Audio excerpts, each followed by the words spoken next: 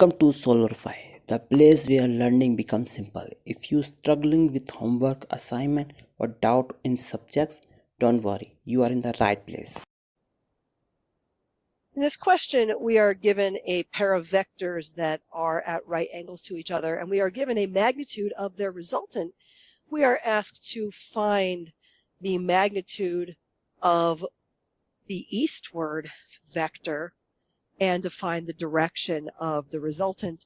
And then we are asked to consider what happens if we reverse one of the original vectors. So A, as given here in my diagram, has a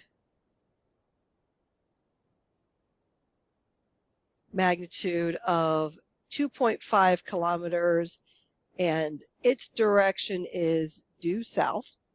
And then we're going to add to that some, so I forgot to change colors. There we go. We're going to add to that some amount B pointed due east,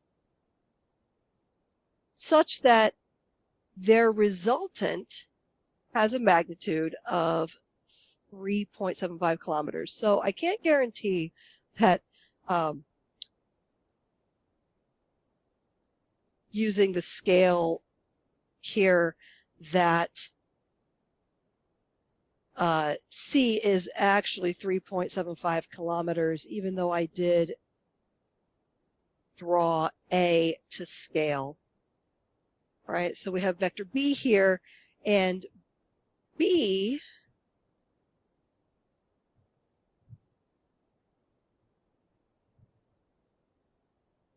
of course, being perpendicular to A means we can use Pythagorean theorem.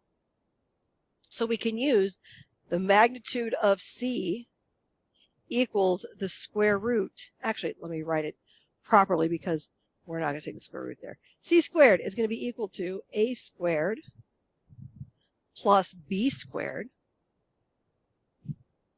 so that B's magnitude would be equal to the square root of the magnitude of C squared minus the magnitude of A squared.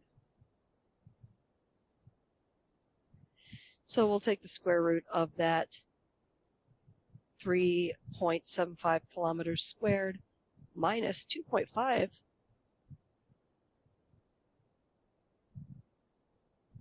kilometers squared.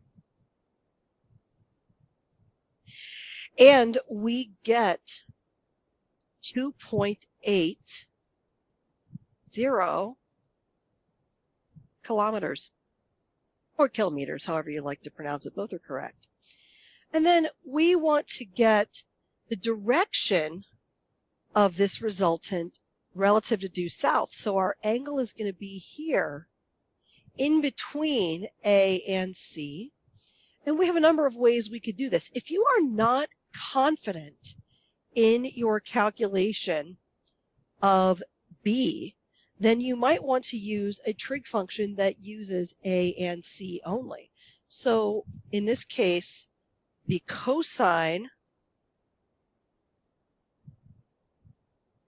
there we go, the cosine of this angle will be equal to A divided by C. And so let me actually go ahead and write it as theta will be equal to the inverse cosine of 2.5 divided by 3.75. And we will get an angle of 48.2 degrees east of south. And note that you could also use tangent once you have B, but I like to use whenever possible my given values to do a calculation, just in case I made a mistake somewhere when finding my calculated value, in this case B. And now, what if we did A minus B has a magnitude of 3.75?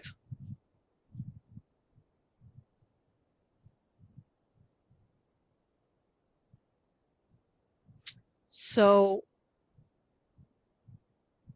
the thing we're going to need to remember is that subtracting a vector, so in this case A minus B, is simply adding vector A plus the opposite of vector B. Since we were told that vector B was due east before, well, we know that negative B is going to be some amount due west instead. So I'm going to be a little bit clever here. We can redraw our diagram. Actually, I'm leaving a little bit of space here. We can simply copy and paste the relevant parts of our diagram, namely my axes in gray and my vector A. And now, instead of adding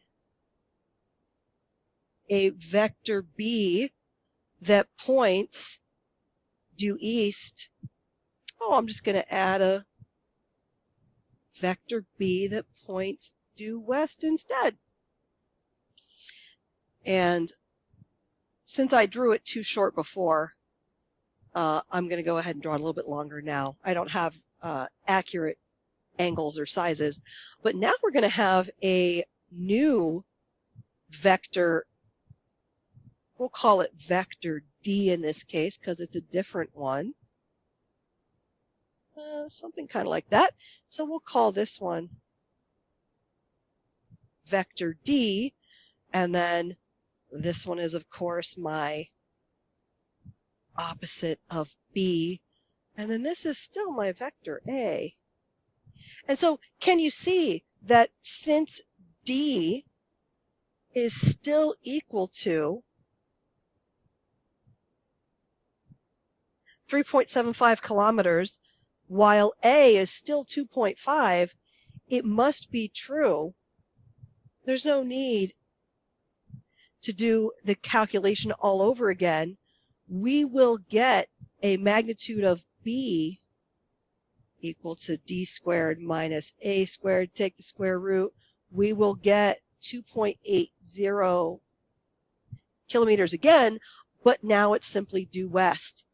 And the angle for D will now be to the west of due south instead. And so again, there's no reason to repeat the mathematics because by symmetry, this is going to be 48.2 degrees west of south.